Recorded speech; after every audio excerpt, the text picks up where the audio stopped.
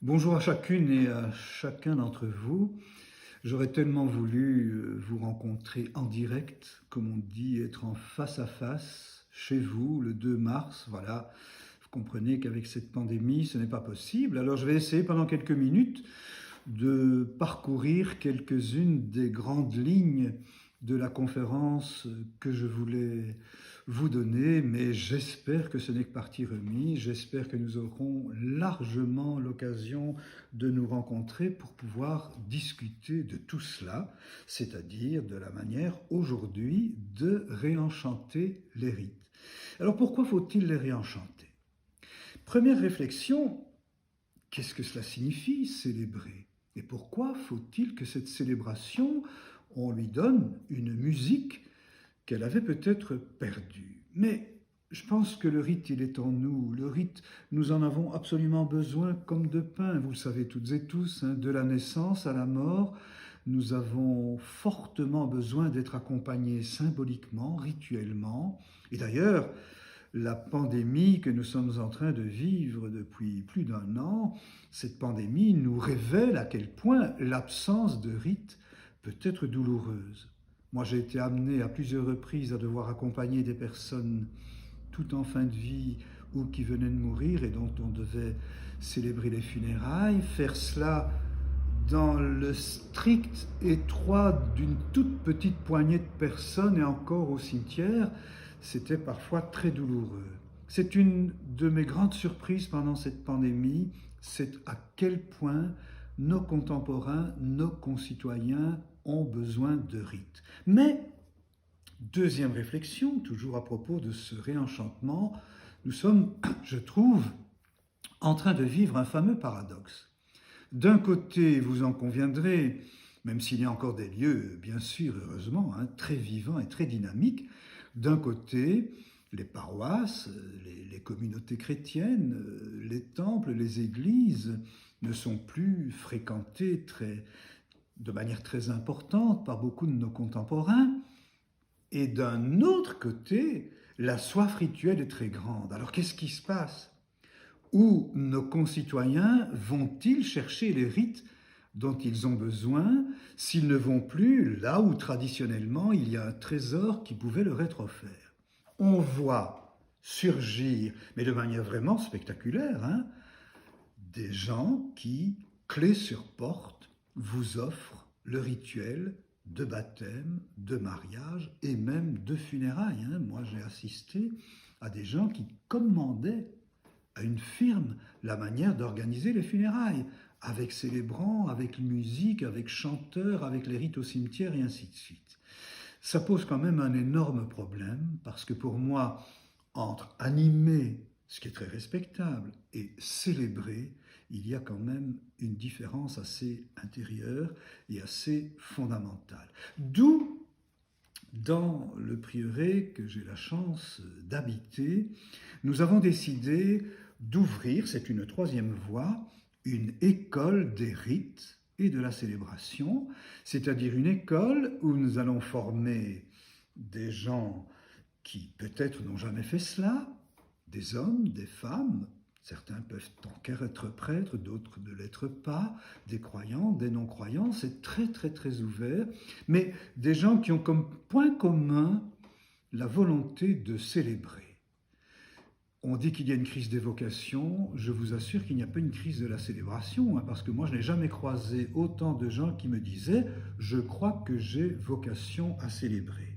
Alors je vous donne deux ou trois petits exemples concrets que je viens de vivre ces derniers temps.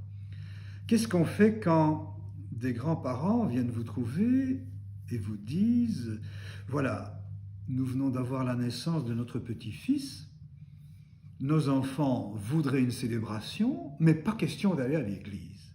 Est-ce que vous, parents, grands-parents, vous voulez bien vous en occuper ?» Voilà par exemple des gens que nous allons tenter de former. Et c'est une question qui se pose souvent. Hein. Moi, je rencontre régulièrement des jeunes couples qui me disent on veut célébrer notre mariage, mais hors temple, hors église, hors mosquée, hors synagogue, hors maison de la laïcité.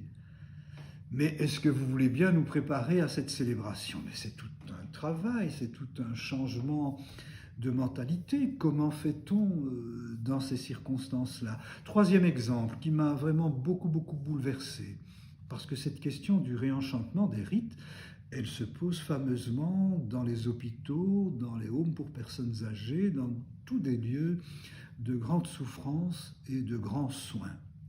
Je donnais une formation à des médecins et à un moment donné, une dame lève la main et me dit, voilà, je suis médecin, gynécologue, je travaille dans une institution laïque, je pratique l'avortement quasi chaque semaine, mais il y a quelque chose qui ne va pas. C'est trop court. J'essaie d'être très attentive à mes patientes, d'être la plus délicate possible, mais je ne peux pas laisser passer ce qui se passe là, laisser partir ce petit être qui va là dans les fins fonds de l'hôpital sans poser des gestes. Est-ce que vous voulez bien me préparer à un rituel? Vous comprenez bien qu'on ne va jamais vous appeler dans mon institution et à ce moment-là, mais moi je veux avec ces femmes pouvoir poser un geste. C'est magnifique, c'est bouleversant, ça prouve bien que le rituel, il a quelque chose d'universel et que nous devons y être attentifs en toutes circonstances. Ne croyez surtout pas, et je vais terminer par là, que j'oublie les liturgies que nous pouvons vivre dans nos temples et dans nos églises, et heureusement, et tant mieux si là aussi on peut les réenchanter.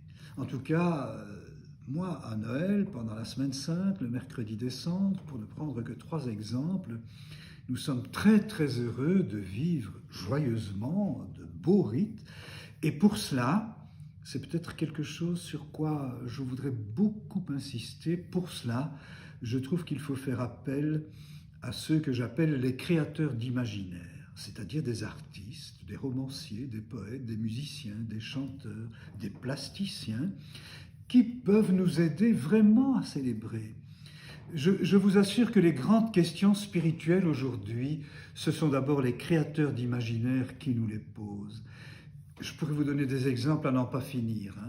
J'en parle dans le livre que j'aurais dû vous présenter, La grâce des jours uniques, et avec en sous-titre, bien sûr, éloge de la célébration. Je vous donne des tas d'exemples dans ce livre, mais je vais n'en prendre qu'un seul.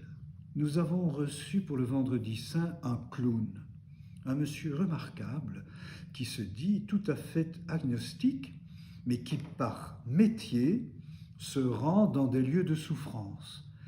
Il travaille en rue avec des sans domicile fixe, il travaille dans des hôpitaux avec des personnes qui ont par exemple la maladie d'Alzheimer, il travaille avec des enfants autistes, il travaille avec des gens qui se trouvent en prison, rien que des lieux de souffrance. Il les approche avec une énorme délicatesse et avec son métier de clown, il essaye de réenchanter quelque chose chez ceux qui lui sont confiés. Les éducateurs de rue disent qu'après son passage, c'est assez étonnant ce qui se passe chez ces SDF. Des médecins disent que c'est assez étonnant la manière dont des personnes tout à fait perdues, soudain, ont eu des moments de lumière, et ainsi de suite. Alors, nous avons demandé à ce magnifique clown de vivre avec nous le Vendredi Saint, de relire avec nous la Passion, chaque moment de la Passion, en ayant en lumière les personnes avec qui il travaille quotidiennement. Je vous assure que c'était quelque chose de bouleversant et que c'était pourtant un Vendredi Saint tout à fait classique, comme on peut le vivre dans nos temples et dans nos églises. Donc vous voyez, il y a un immense champ de réimagination des rites, de réinvention des rites. J'espère, je me répète, que nous aurons l'occasion largement d'en débattre, de partager ces chemins que vous aussi, lorsque je vous rencontrerai, vous me direz quelles sont vos expériences, quelles sont vos pratiques, et que tous ensemble, nous ouvrions ces nouveaux chemins dont nous avons tellement besoin. Voilà, à bientôt j'espère. Je vous envoie de grandes salutations de ce cher prieuré de Malève-Sainte-Marie. C'est dans le Brabant wallon en Belgique. pas très loin de Louvain-la-Neuve. À bientôt, j'espère.